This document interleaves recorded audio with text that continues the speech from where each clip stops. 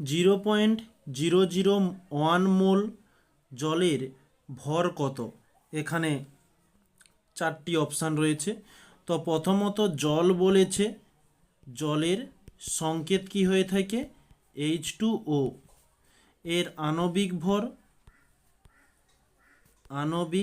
ভর এইচের 1, দুটো এইচ রয়েছে, 2 দিয়ে গুণ দিলাম, প্লাস ও এর জন্য 16, অর্থাৎ পাচ্ছি 2 + 16 = 18 গ্রাম।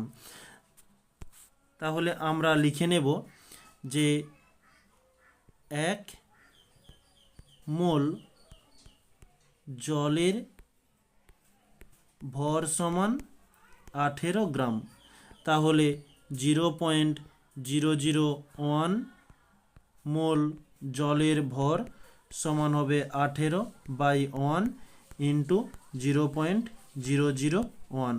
এই পয়েন্ট উঠে গেলে পয়েন্টের পরে 3টি সংখ্যা রয়েছে, একের পিঠে 3টি শূন্য বসে যাবে, অর্থাৎ আমরা লিখতে পারি 0.018 এত গ্রাম।